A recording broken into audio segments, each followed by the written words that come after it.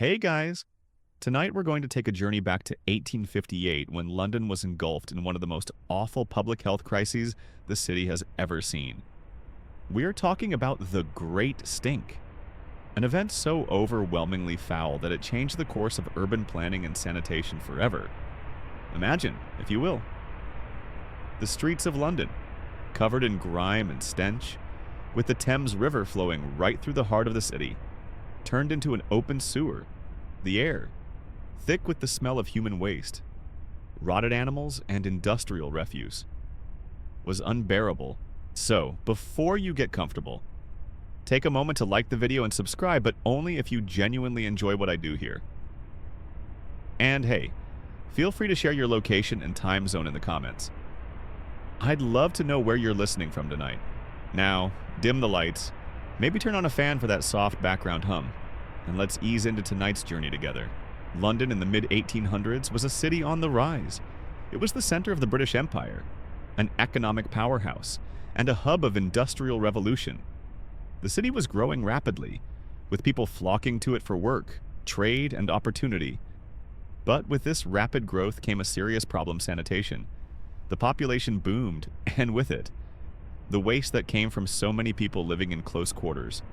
London's sewage system, which had been based on ancient Roman models, was woefully outdated and inadequate for the demands of the growing city. The lack of a proper sewage system meant that human waste was often disposed of in the most rudimentary and unhygienic ways. Waste was dumped directly into the streets or into the Thames River, which was used for drinking water, bathing, and waste disposal all at once. As you can imagine, this was a disaster waiting to happen. The water in the Thames was polluted, and the stench from the streets became unbearable. But no one seemed to have a concrete solution to the problem. But the breaking point came in the summer of 1858. As the temperatures soared, the already foul-smelling streets of London became unbearable. The heat intensified the stench of human waste, and the sewage-filled Thames became even more of a toxic cesspool. The smell permeated every corner of the city, forcing people to shut themselves indoors to escape it. The stench was so overpowering that it even reached the walls of the Houses of Parliament. Right in the heart of government, parliamentarians could no longer ignore what was happening in the city. They, too, were forced to confront the reality of London's public health crisis. The stench was so bad that it interrupted daily business in the government. How could they pass laws or make decisions when they were all nearly choking on the stench of human waste? This was the point when the situation had gone from bad to absurdly dangerous for the people living in London's poorer neighborhoods. This was nothing new. The poor had been living in these conditions for years, in the overcrowded slums. There was little access to clean water, and disease spread quickly. Cholera, dysentery, and typhoid were rampant. But for the rich, who had the means to escape to the countryside or shut themselves indoors? The reality of the situation hit hard when the very air they breathed became toxic. London's poor districts, which had long been neglected in terms of sanitation and living conditions, were now the epicenter of the crisis. The people living there had to endure not just the stench, but also the diseases that came with it. Children died from contaminated water, and entire families were wiped out by illnesses caused by the waste that piled up in the streets. In response to this growing crisis, the government, which had for years ignored the problem, began to consider a drastic solution. London was not only a city in need of cleanliness, it was a city in need of a complete overhaul of its infrastructure. The stench of the Thames wasn't just an inconvenience, it was a symbol of everything that was wrong with the city's public health system. Something had to change, and fast. This was when the British government turned to Joseph Bazalgette, a civil engineer, to solve the problem. Bazalgette had been quietly working on ideas for improving London's sewer systems. But now, with the Great Stink as the backdrop, his proposals gained serious attention. His solution, a completely new system of sewers that would move London's waste away from the Thames and out of the city. Bazalgette's plan was revolutionary. It wasn't just about cleaning up the streets or stopping the smell. It was about addressing the root cause of London's public health crisis. His system would carry waste through underground sewers, redirecting it away from the city and into treatment facilities further out. It would change the way the city handled sanitation forever. As we continue through the story of the Great Stink, it becomes clear that Joseph Bazalgette's proposal wasn't just about clearing the air. It was a massive, groundbreaking project that would reshape the very fabric of London itself. Bazalgette's plan to redesign the city's entire sewage system would take years to implement and required significant political support. But it was absolutely necessary. The government, finally forced to acknowledge the dire situation, was on board. But the scope of the project was so vast that it faced numerous challenges before it could even begin. Bazalgette's vision was not a simple fix. It was a complete overhaul of the city's infrastructure. He proposed a system of large underground sewers, with tunnels that would divert waste away from the city center and into treatment plants far outside London, the Thames. Once the city's main source of water and, ironically, its main dumping ground, would no longer carry human waste. Instead, Bazalgette's new system would redirect sewage through a vast network of pipes that would flow away from the river, across the city, and into the land beyond. But creating such a system wasn't without its challenges. London was already a crowded city, filled with buildings, roads, and infrastructure. And finding space to dig large-scale tunnels without disrupting daily life was a monumental task. Bazalgette had to design a system that could accommodate the growing population and the increasing waste generated by the industrialized city. The project was not just a technical challenge, it was a logistical nightmare. At first, many people doubted that Bazalgette's ambitious plan could succeed. Critics wondered if the project would even be feasible. Considering the complexities of digging through a city that was already built up, they questioned whether the technology of the time was advanced enough to construct such large-scale sewers. Some also feared the cost. This was a massive, multi-year project, and the government had to allocate funds for something that many felt was an immediate, rather than long-term issue. However, Bazalgette, ever the determined engineer, pressed forward. The urgency of the situation had never been clearer. London's public health was in serious jeopardy, and the current system simply wasn't working. Every day, people were dying from preventable diseases like cholera and dysentery, and the government could no longer afford to ignore the situation. Bazalgette's plan wasn't just about improving hygiene, it was about saving lives, in addition to dealing with the technical challenges. Bazalgette also had to face public resistance. Many in the upper classes who lived along the Thames were concerned about the disruptions the project might cause. They didn't want their luxurious properties to be affected by the digging, the mess, or the noise that would accompany such a vast construction project.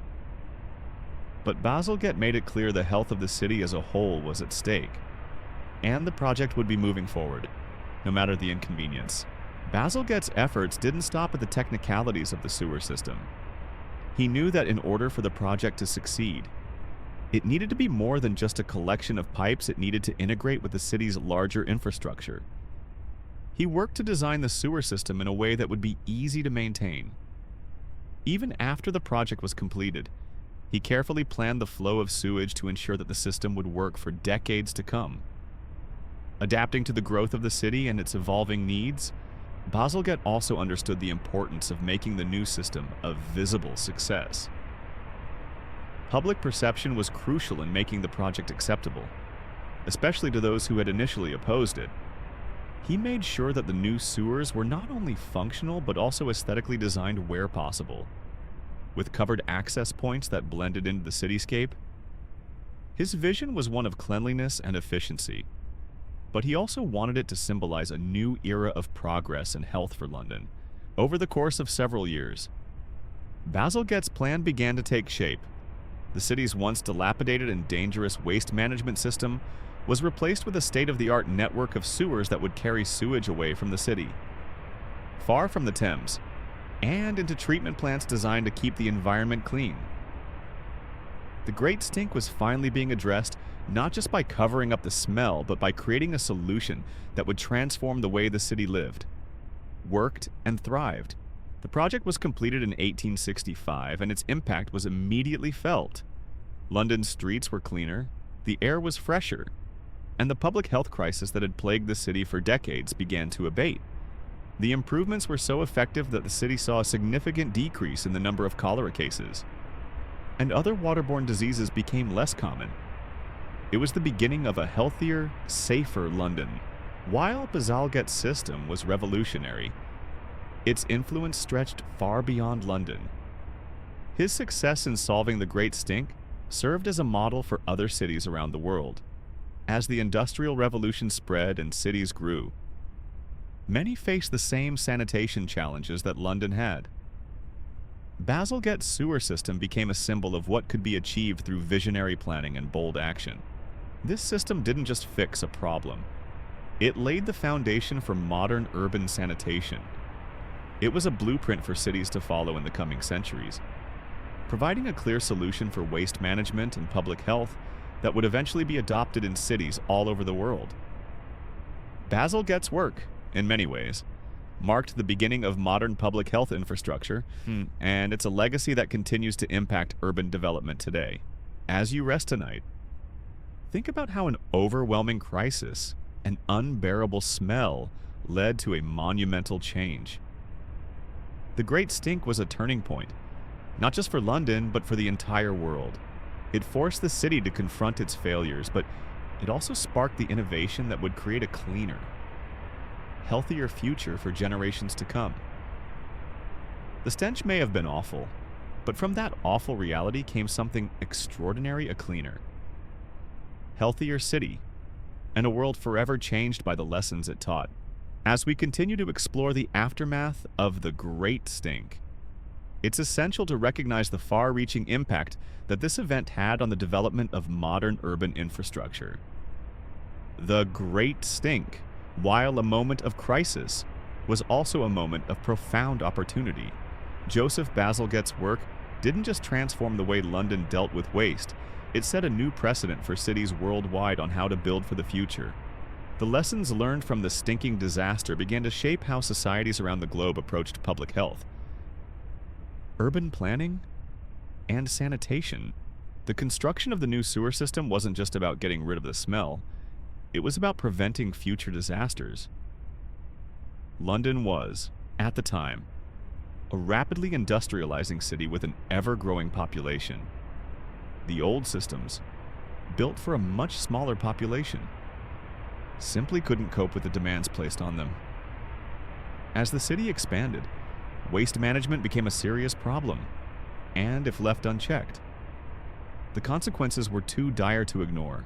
What Bazalgette understood was that this wasn't just a problem for London, it was a challenge facing all growing cities. The rapid pace of urbanization in the 19th century was not unique to London, as more people flocked to cities for work and trade. Sanitation infrastructure everywhere began to buckle under the pressure. London's solution, though groundbreaking, wasn't simply an isolated victory. It was part of a larger trend in which cities recognized the need for comprehensive planning to ensure that their infrastructure could handle the growing needs of their populations. The success of Bazalgette's system wasn't just in its design, but in its timing. In the midst of the crisis, with disease spreading and the public in an uproar, Bazalgette was able to convince the government and the public of the importance of investing in long-term solutions. This wasn't just about fixing the smell, it was about creating a healthier environment for everyone, which was the most pressing need of the time. Beyond just sewage management, Bazalgette's work catalyzed broader changes in how public health was viewed in the industrialized world. Prior to the Great Stink, public health wasn't a primary concern for most cities. There was an assumption that disease was inevitable and that outbreaks were simply part of life. However, the visible and undeniable evidence of how disease spread through contaminated water and unsanitary conditions led to a shift in thinking. Public health was no longer seen as a fringe issue, it became a priority for city planners, lawmakers, and the general public. Bazalgette's success demonstrated that urban planning needed to account for much more than just roads, buildings, and trade routes. Cities had to consider the broader infrastructure needed to maintain a healthy population. Waste management, clean water supply, and disease prevention became key pillars of urban development, influencing everything from local government policies to the ways architects and engineers designed cities. Bazalgette's sewage system became a model for cities around the world, as other cities grappled with their own waste management problems. They looked to London's success as proof that comprehensive planning and investment in infrastructure could make a difference.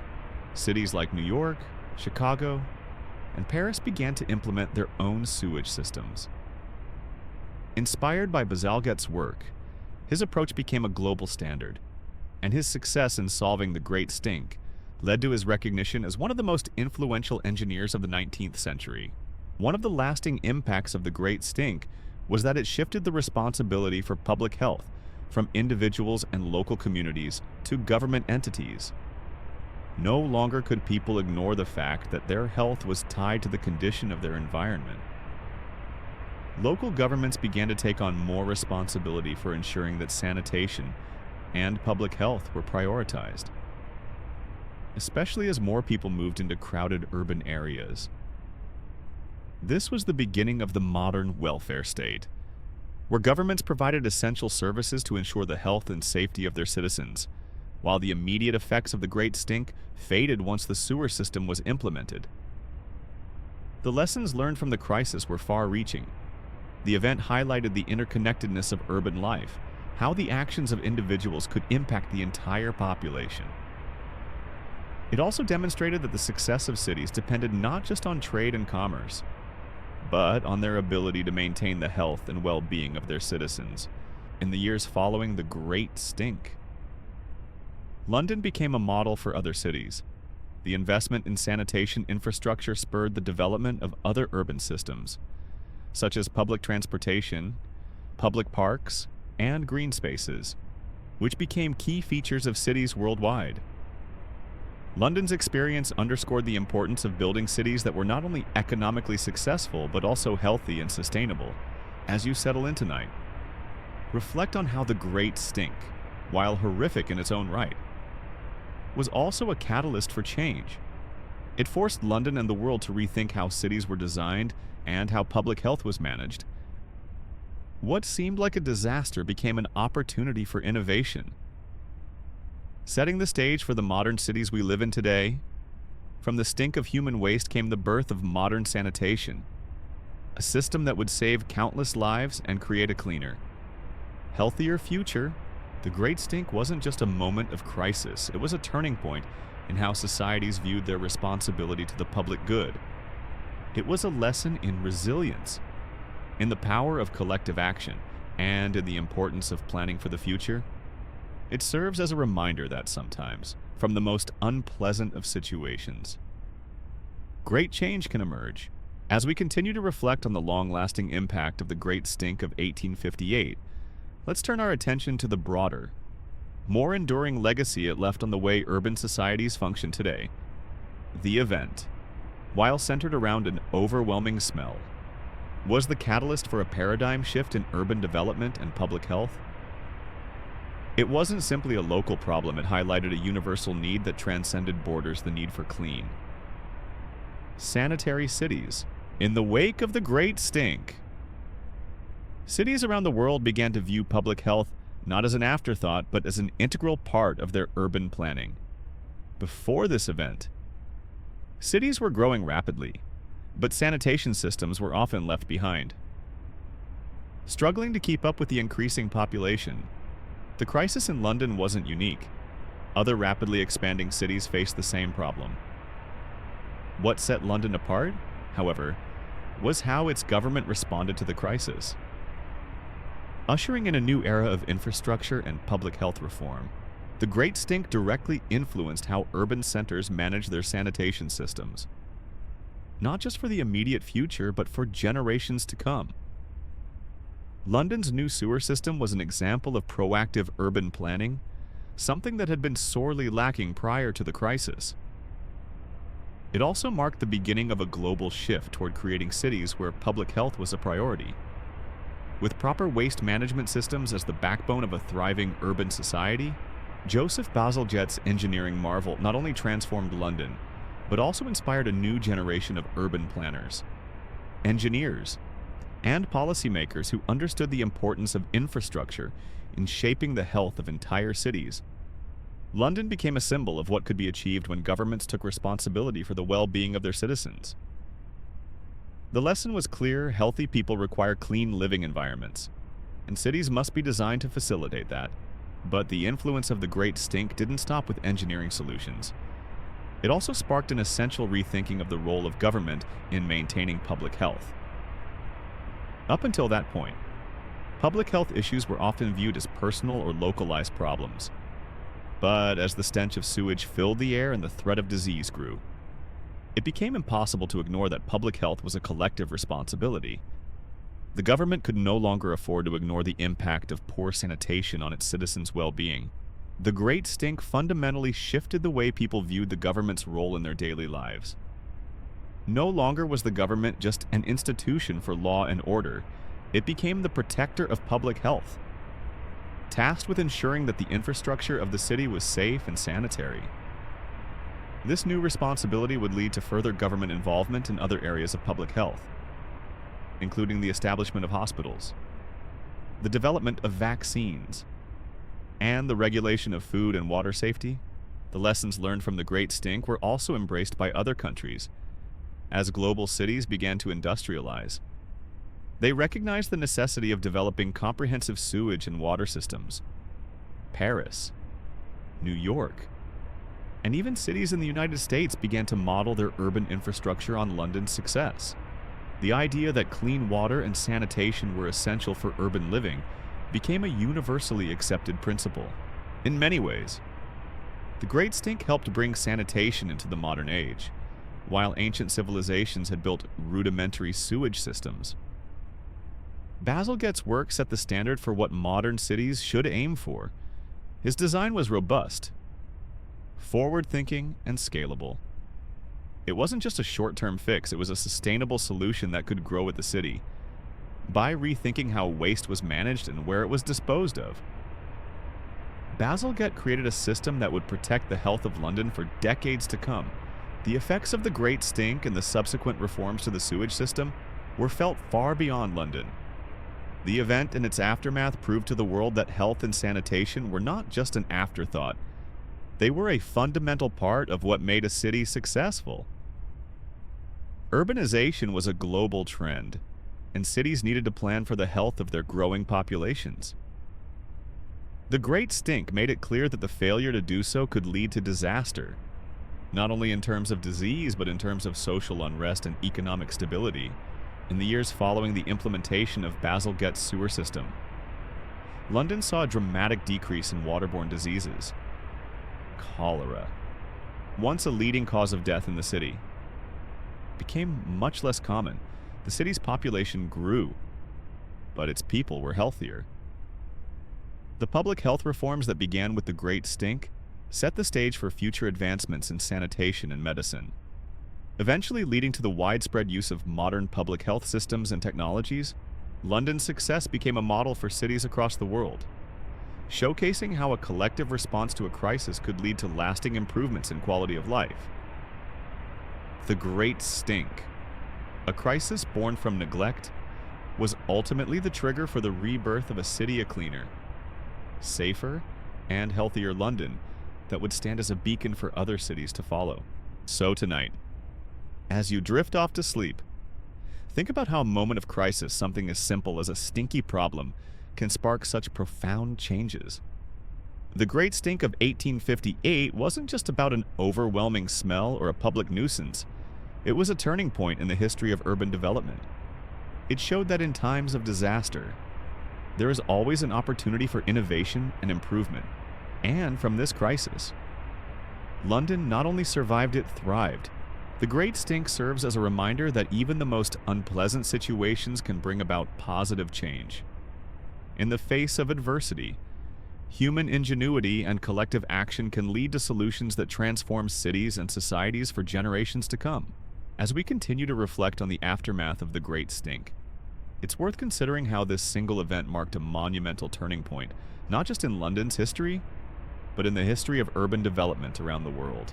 In the years following the crisis, the Great Stink of 1858 became a stark reminder of the necessity for cities to evolve, adapt, and take responsibility for public health. What was once considered an unpleasant problem, waste management was elevated to a critical concern that shaped the future of urban planning. What makes the Great Stink so significant is how it redefined the role of cities and governments. Before the event, public health was a matter largely left to individuals or the private sector, and cities themselves rarely took a proactive approach to solving sanitation issues. There was little understanding that public infrastructure such as sewers, clean water, and waste management was integral to a city's long-term success and the health of its population. The Great Stink forced the world to confront the direct link between urban sanitation and public health. Bazalgette's intervention, although rooted in the immediate need to stop the unbearable stench, was a visionary solution that far exceeded the expectations of his time. His foresight in constructing a comprehensive sewer system that would redirect waste and protect the city's water sources laid the groundwork for modern urban infrastructure. More than just eliminating the stench, Bazalgette's system was a preventive measure, a move toward creating a cleaner, healthier future for London's expanding population. His work demonstrated that sanitation was not just about removing waste, it was about creating a healthier environment where people could live, work, and thrive without fear of disease. This shift in perspective that sanitation is a fundamental right and necessity for urban life became a guiding principle in cities worldwide. What Bazalgette accomplished was not just a technical feat, but a cultural shift in how people viewed their environments and the role of government in ensuring public health. By transforming London's waste management system, Bazalgette did more than solve an immediate crisis. He set a new standard for how cities should be planned. His system didn't just react to a disaster, it anticipated the needs of a growing population. London's sewer system became a model for other cities, and as urbanization spread across the world, cities in Europe, North America, and beyond began to adopt similar systems of waste disposal and sanitation. The impact of Bazalgette's work wasn't just confined to the sewer systems themselves, it extended to how cities managed their growth and development. Urban planning began to include considerations for sanitation, public health, and waste management as integral components of any city's design. Where cities had once grown haphazardly without regard to the effects of pollution and waste, they now had to account for the needs of their people in a more holistic way. What's particularly fascinating is the legacy of the Great Stink and how it continues to affect cities today. Fast forward to the 21st century, and we find ourselves in an age where clean water and sanitation are often taken for granted. We assume that waste will be whisked away without ever giving it much thought. But this was not always the case. Cities that grew without proper infrastructure faced the same challenges London did in the 19th century disease outbreaks: overcrowding and pollution. And just like in the past, when infrastructure systems are neglected, public health suffers. The Great Stink serves as a reminder of just how fragile cities are in the face of neglect. It forces us to reconsider how we approach urban development and the necessity of long-term planning. Modern cities are constantly evolving, but we must remember that the systems we build today will have a lasting impact on the health and well-being of future generations. Just as the Great Stink exposed the dangers of unchecked growth, we must continue to learn from history and ensure that the lessons of the past guide the development of our cities today. In our own time, where many cities face challenges related to population growth, pollution, and sustainability, the story of the Great Stink continues to provide insight. The event taught us that a city's infrastructure must be designed with foresight and adaptability in mind.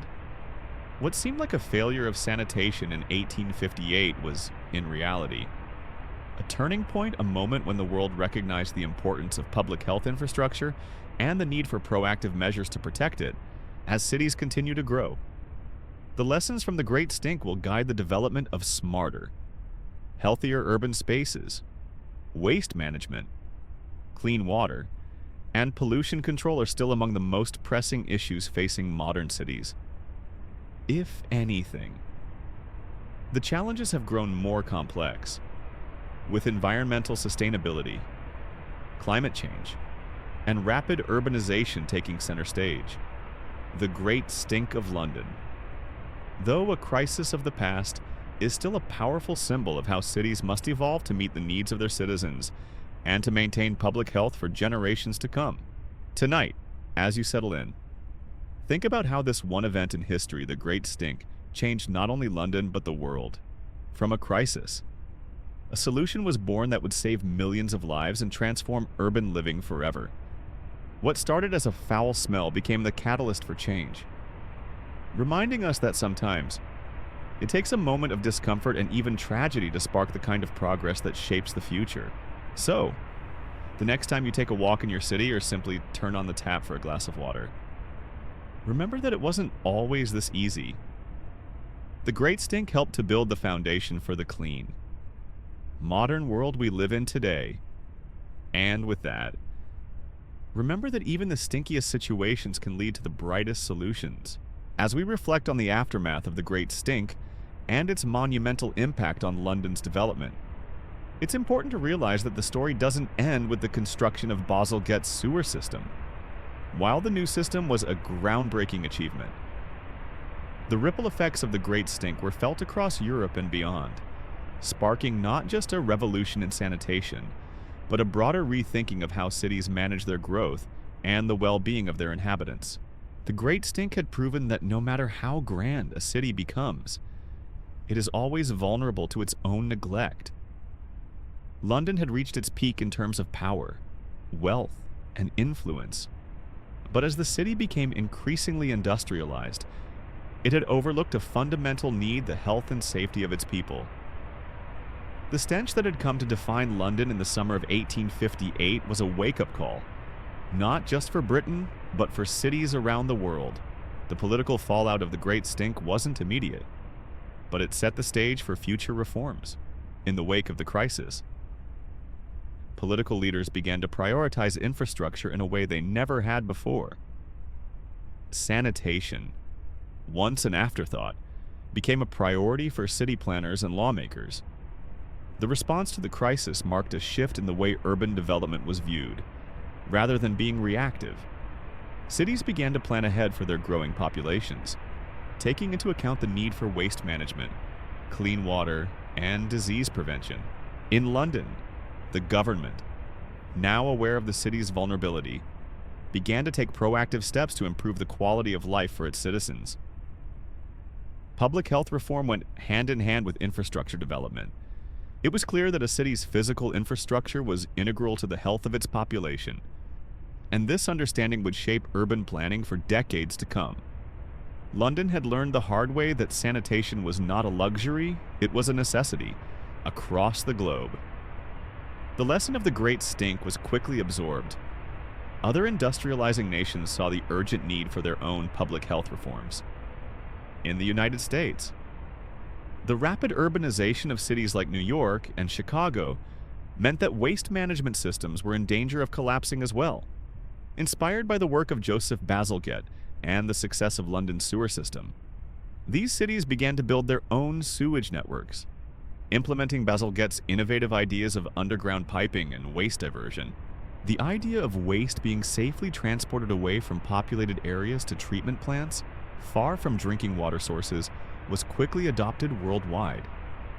By the late 19th and early 20th centuries, cities around the world had begun to build infrastructure that would keep people healthier and safer. What had been a public health nightmare in London was now the basis for sanitation systems across the globe. The Great Stink, for all its horrors, had birthed a movement toward cleaner, safer, and more sustainable cities. But the effects of the Great Stink also went beyond the physical infrastructure of cities. This event changed how people thought about urban living itself. The idea of cities being inherently linked to health and well-being became a foundational concept in city planning. No longer could urban spaces be designed simply with commerce and industry in mind. Public health had to be a priority. The Great Stink was the catalyst for this shift in thinking, and its influence can still be seen in the way we design cities today. Cities began to evolve with the understanding that they needed to balance industry, commerce, and infrastructure with the health of their inhabitants. Urban spaces were now seen as ecosystems, complex systems that required careful planning and management. This idea continues to shape how we think about sustainable cities, clean air, waste management, and water conservation. In many ways, the urban design principles we follow today can be traced back to the lessons learned from the Great Stink. Moreover, the event changed the way people thought about the relationship between individuals and their environment. In the past, sanitation had been seen as a matter of personal responsibility. If someone was sick or their living conditions were unpleasant, it was often seen as their own problem. However, the Great Stink revealed that public health wasn't just an individual concern, it was a collective one. Disease spread across the city, regardless of wealth or status, showing that urban issues affected everyone, not just the poor. This shift in thinking was crucial to the development of modern public health systems. The idea that society had a collective responsibility for health, and that the government had a role in protecting the well-being of its citizens, became a cornerstone of modern welfare states. The Great Stink pushed governments to take a more active role in public health, paving the way for policies and infrastructure projects that would continue to improve life in cities for generations to come. As we come to the end of this journey through the Great Stink, take a moment to think about how a single event, the stench of London's waste, sparked such profound change. What began as a public health crisis became a symbol of the need for careful planning, collective action, and government responsibility. The Great Stink wasn't just about cleaning up the city, it was about reshaping the way we think about urban life, health, and the environment. Tonight, as you drift off to sleep, think about how we, too, face challenges in our own cities today. Environmental issues, waste management, and public health are just as crucial now as they were in 1858. While we may not face a stinky crisis quite like London's, the lessons learned from the Great Stink remain as relevant as ever. Through thoughtful planning, collective responsibility, and innovation, cities can continue to thrive and evolve for future generations.